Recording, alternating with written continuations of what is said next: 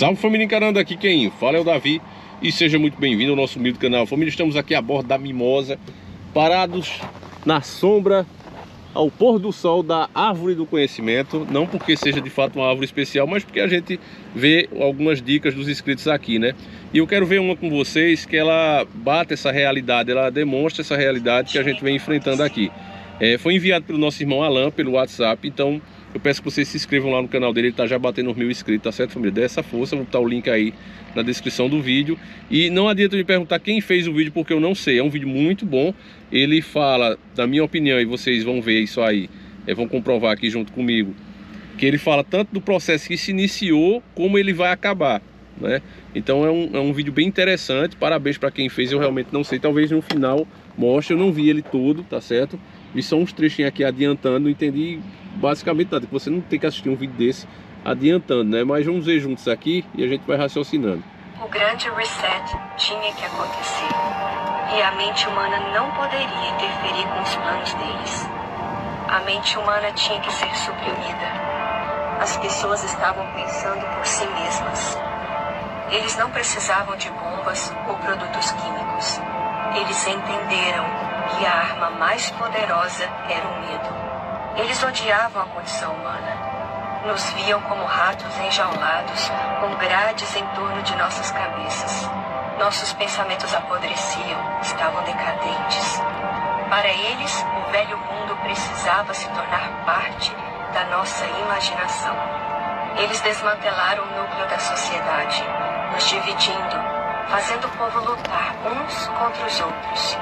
Permitiu que isso se tornasse uma guerra psicológica entre as pessoas.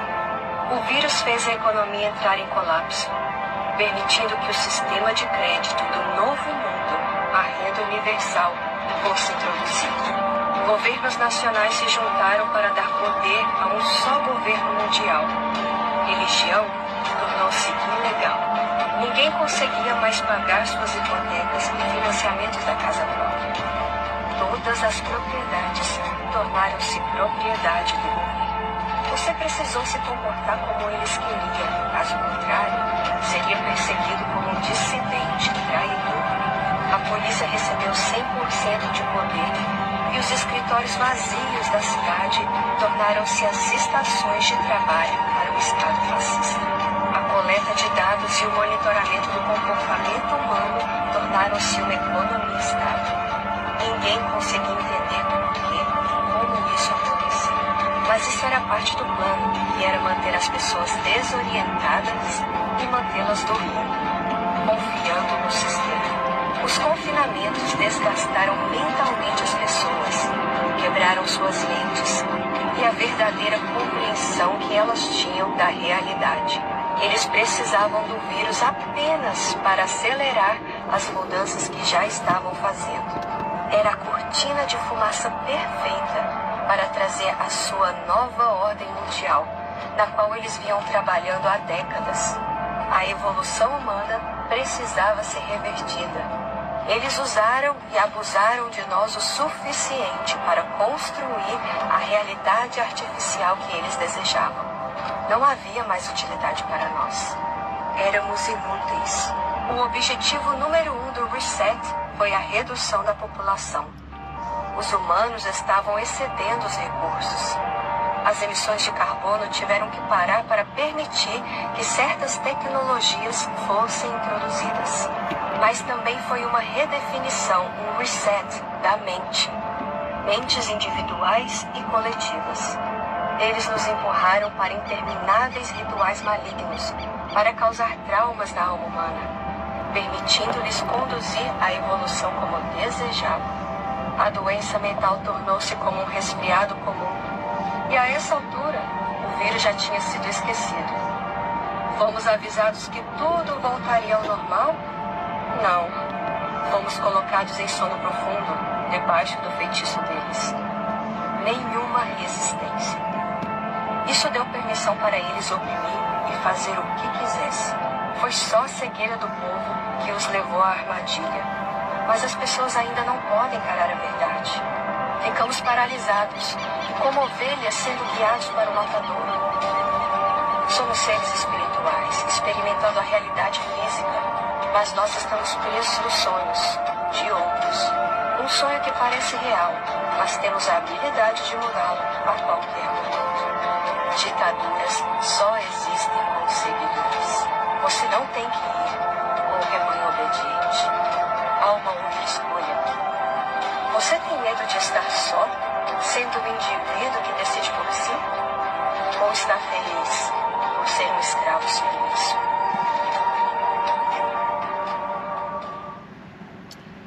Bom, eu acho que deu pra ver, né, o nome do canal. Não tô vendo bem aqui, que eu tô com a câmera, família. Mas parabéns, né, pra quem fez o vídeo. E, na minha opinião, família, ele fala desse processo que a gente tá enfrentando agora. Ele iniciou-se e ele vai dar nisso aí. Uns pontos interessantes é que fala da renda universal. É por isso que você tá vendo todos os países do mundo. Não é só o Brasil, não é só a Argentina, como eles querem mostrar pra você. Todos esses países, como Estados Unidos, Japão, Brasil e tantos outros, estão todos endividados. E eles devem ao Banco Mundial, ao FMI, a essas instituições que hoje já estão mais poderosas do que nações inteiras, meus irmãos. Inteiras. E quem está no topo dessas instituições é as 13 famílias. O povo pensa que, por exemplo, um lucro que a Petrobras está tendo vai ser revertido para alguma coisa no Brasil. Mas só está servindo para enriquecer acionista e nem para diminuir a dívida externa serve, porque hoje a gente nem consegue pagar mais o juro, a gente paga a amortização do juro. O que é que isso significa, Davi? Significa que para o juro não ser tão grande, a gente paga um valor para que esse juro seja cobrado em menor volume do que eles queriam cobrar. Aí o pessoal diz, mas Davi, é hipocrisia, no último vídeo, né, que a gente fez sobre esse assunto. Davi, é hipocrisia porque o mundo todo está com escassez de alimento, está com escassez de combustível. Mas o mundo todo não é o Brasil. Deus abençoou essa nação.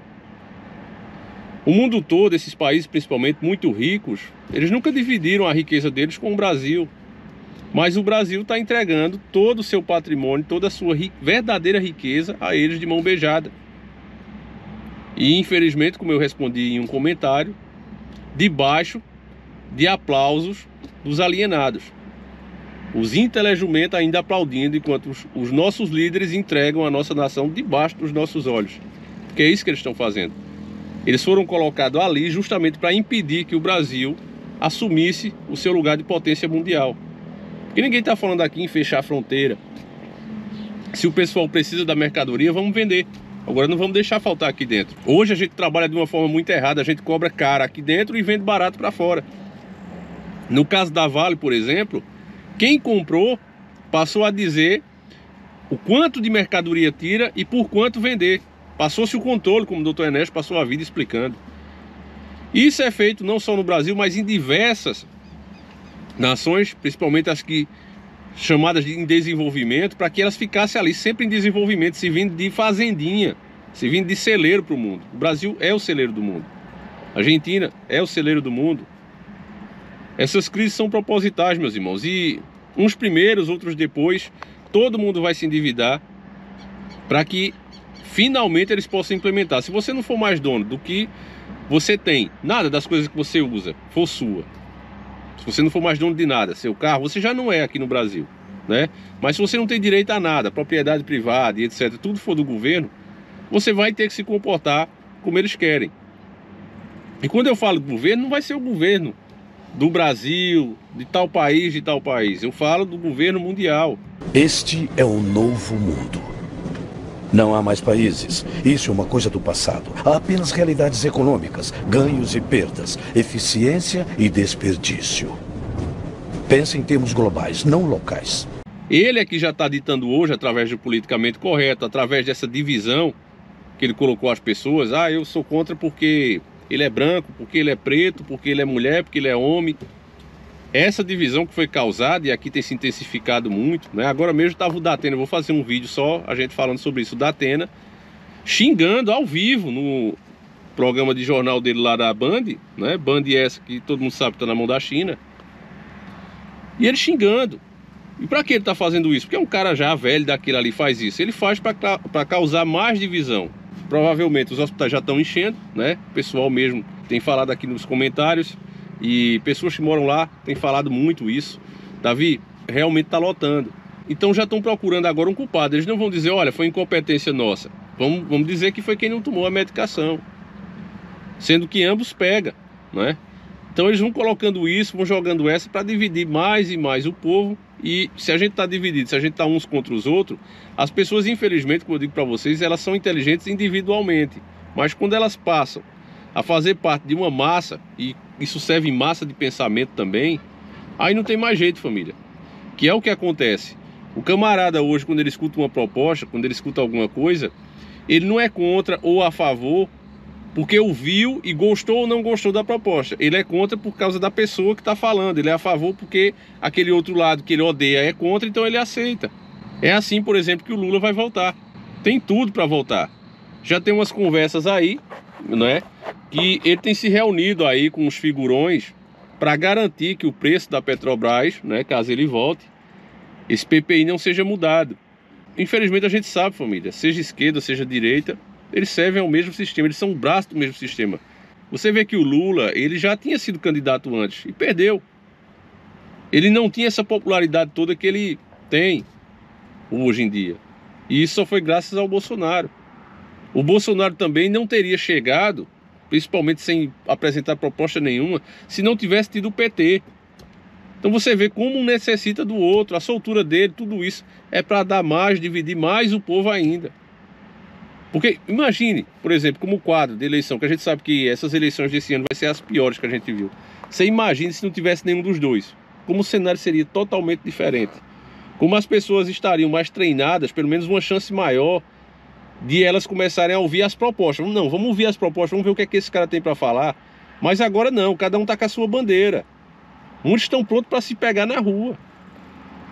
Então, família, diante disso, o que a gente viu nesse vídeo, mostra que é como se fosse uma, como o Dr. Enes gostava de dizer, né, dar esse exemplo, o estouro de uma boiada, né, uma manada de búfalos. Ele sai, se você já viu pelo menos em filme, ou já morou em sítio e sabe como é, quando estoura a boiada, família, ele sai levando, arrebentando tudo que está na frente. Sai correndo como loucos, desesperados, e o povo está mais ou menos nisso. O povo está nessa. Então ninguém escuta nada, ninguém pensa, ninguém se coloca na posição do outro. Tinha um inscrito mesmo falando que, tentando falar com o patrão dele, e é difícil, ficou com medo de perder o emprego. E, irmão, tenho exemplos aqui. Várias pessoas, Davi, tentei explicar e meu patrão... Família, eu vou encerrar aqui porque só tô com 1% de câmera, tá certo? Se desligar de novo, desculpa.